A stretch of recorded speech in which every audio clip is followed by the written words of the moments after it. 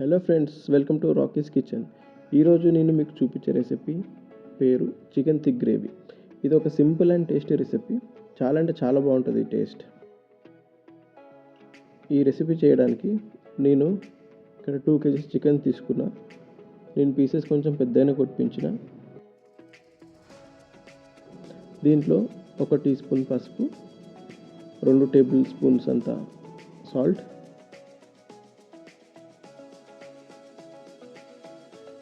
కారం 2.5 table spoons వేసుకొని బాగా కలపండి. ఒక 2-3 మినిట్స్ బాగా కలుపుకున్న తర్వాత ఒక హాఫ్ అన్ అవర్ మ్యారినేషన్ కోసం పక్కన పెట్టండి.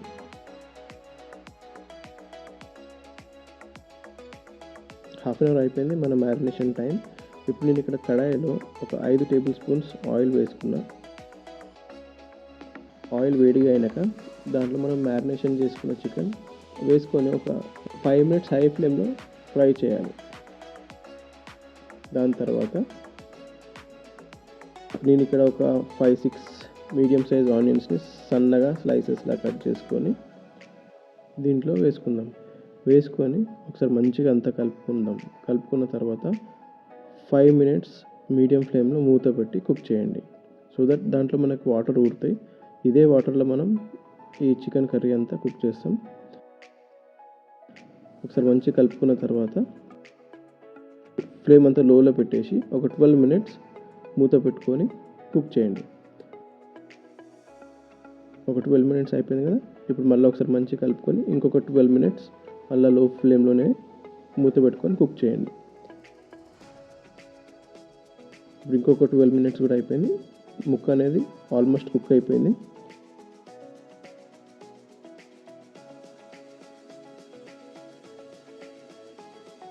దీంట్లో మనం హోమ్ మేడ్ గరం మసాలా వేసుకొని లో ఫ్లేమ్లోనే దీన్ని మనం కలుపుతూ ఉండాలి. ఒక 4-5 నిమిషాలు మంచిగా కలుపుకోండి.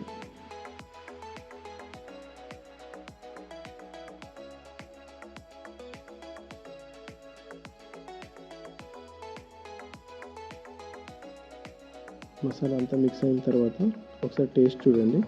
ఇక్కడ ఏమైనా అడ్జస్ట్మెంట్స్ ఉంటే మీరు చేసుకోండి, ఓకే, లేకపోతే నో ప్రాబ్లం. దీంట్లో ఇప్పుడు ఒక 2 రెమ్మల కలమాకు వేసుకొని మంచిగా కలుపుకొని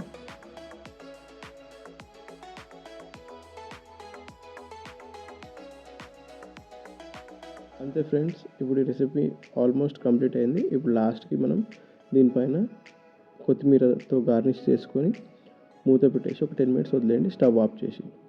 దాని తర్వాత సర్వ్ చేసుకొని తినండి. చాలా అంటే చాలా యమ్మీగా ఉంటుంది ఫ్రెండ్స్. ఖచ్చితంగా ట్రై చేయండి. ఈ వీడియో మీకు నచ్చితే సబ్స్క్రైబ్ చేసుకోండి. మీ ఫ్యామిలీ అండ్ ఫ్రెండ్స్ కూడా షేర్ చేసుకోండి. Thank you friends.